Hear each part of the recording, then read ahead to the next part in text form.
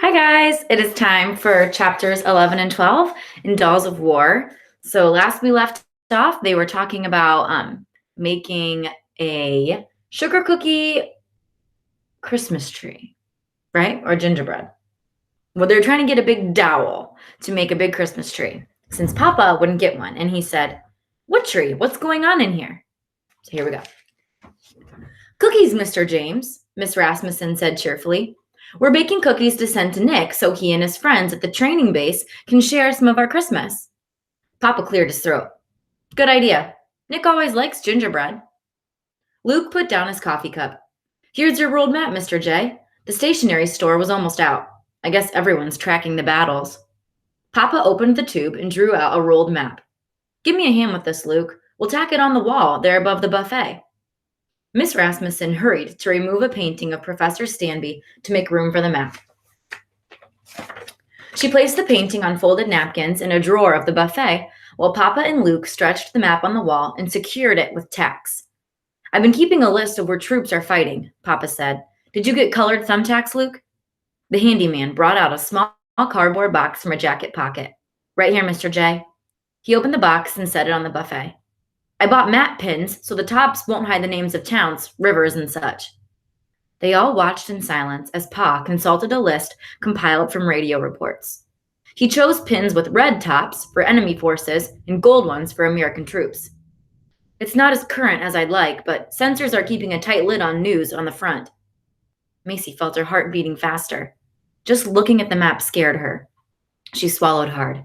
She was glad Nick and Hap were still in training somewhere safe.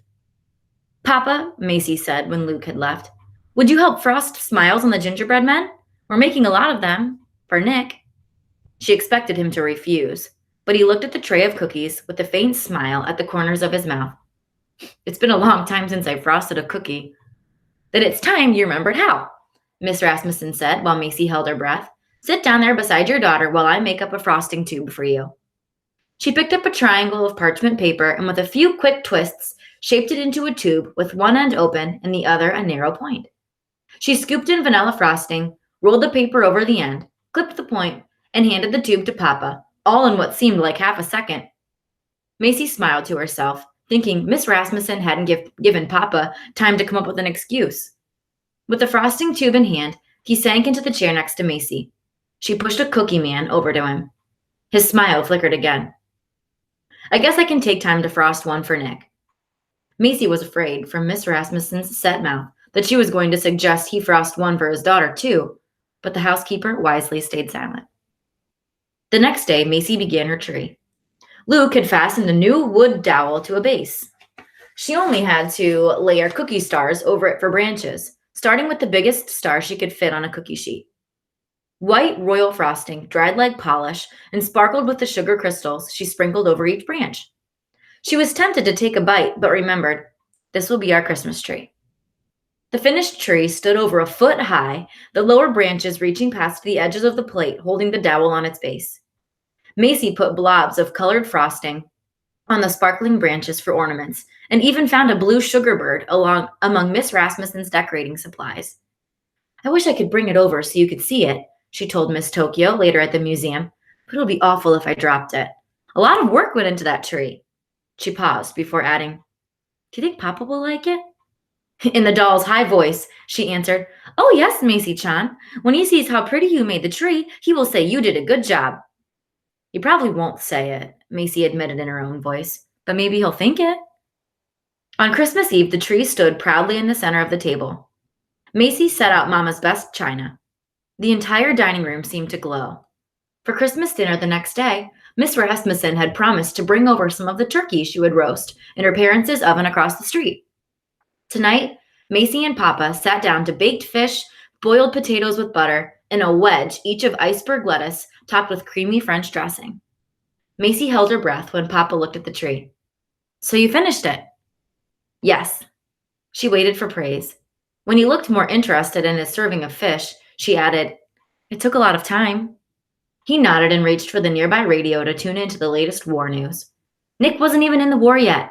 Couldn't Papa leave the radio off just for Christmas Eve? Macy didn't want to make matters worse by asking. Instead, she kept her eyes away from the war map on the wall, and tried to steer the conversation to the cookie tree. Tomorrow we can eat it. We've never had a Christmas tree we could eat before. The radio announcer was talking about fighting in the Philippines. Macy wasn't sure Papa even heard her. Hours later, Macy sat on her windowsill, looking out at the stars whenever the clouds broke enough to show them. She and Mama had always claimed the brightest one as their own Christmas star. Nick teased that they were claiming a planet, but it didn't matter. It was bright. It was beautiful. It would do. There! That was the one. She blew a kiss toward the sky and whispered, "Do you see our star, Mama? Of course you do.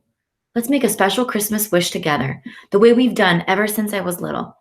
This year, I'm going to wish for an end to the fighting so Nick and Hap can come home." She watched the star, wishing with all her heart. When she realized tears were rolling down her face and that she was cold in her nightgown, she reached for the window to pull it shut. Then she added to Mama, "I've been talking with Miss Tokyo, telling her all about the Christmases we used to have and the one we're having now. It's different and sad without you and Nick here, but we're doing all right, Mama. Papa and me and Miss Tokyo. Don't worry about us."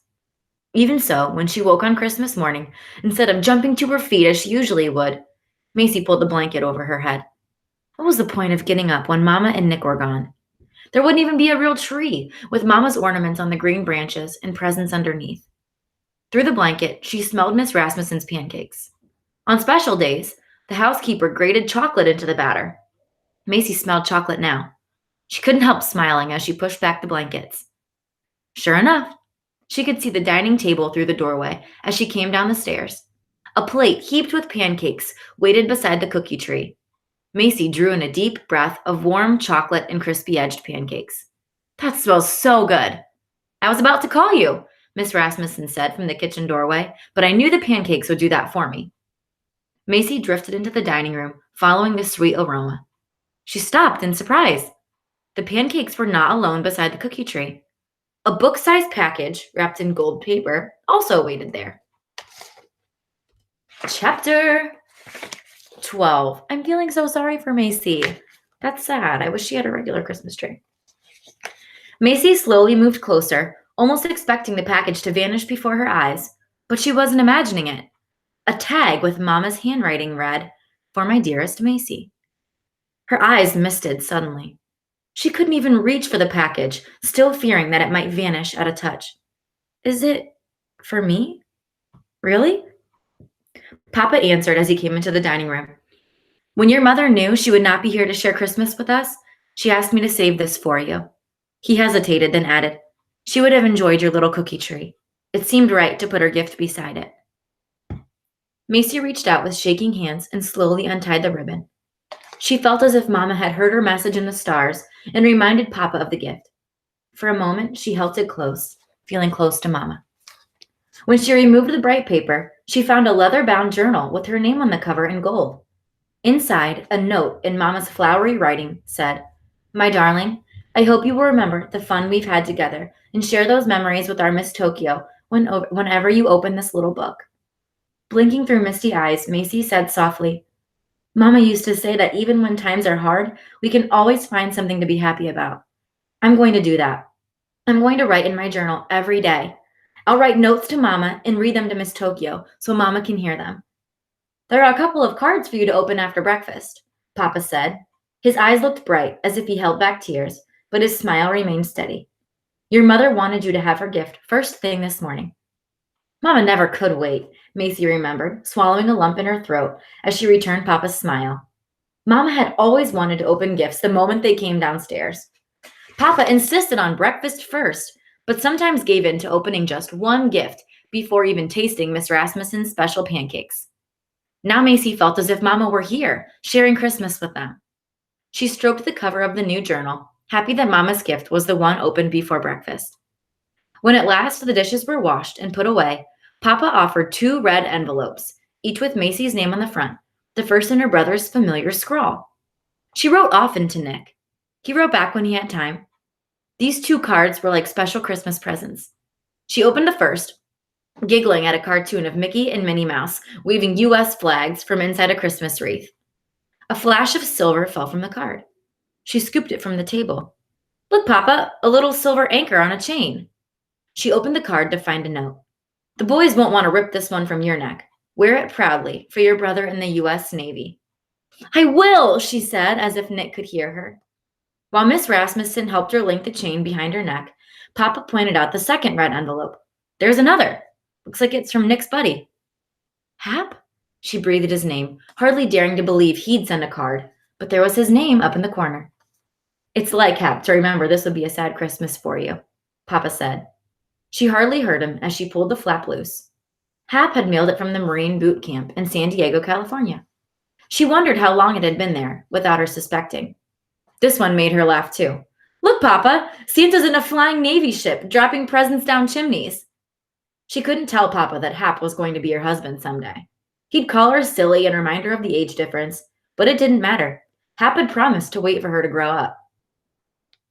She sat beside Miss Tokyo's stand to write the first note to Mama, reading aloud as her pen moved. Dear Mama, thank you so much for the pretty journal with my name on the cover. I love it, just as you knew I would. It made Christmas special, even though we are all missing you. Nick sent me a little silver anchor on a chain. I'm going to wear it every day, so everyone will know I'm as patriotic as they are. She looked up at the doll. Do you think she heard me? Oh, yes, Macy-chan, the doll answered in her pretend voice. Mama is pleased to hear that you love her gift. She misses you too. The doll's voice broke in a sob. Macy didn't say any more, for fear her voice would not be steady either. Christmas without Nick and Mama was too hard to think about. It should have been a day to spend with family. So when Papa decided to dust and polish everything in the museum, she worked beside him. When she straightened Miss Tokyo's kimono and smoothed the doll's black hair, she felt Mama nearby. It was good to keep busy, but when vacation was over, she was glad to return to school. Most of the girls admired the silver anchor, and even some of the boys said it looked swell. Macy was happy to report to Mama that the anger so many had turned on her after Pearl Harbor had begun to fade. She stroked her fingertips over her name, embossed in gold on the cover of her new journal. The soft leather felt welcoming, as if warmed by her mother's touch. That's where we're going to stop. Those were two really sweet chapters. That would make me cry like crazy if my mom ever did that for me. All right, hope you enjoyed it. Bye, guys. Have a great day.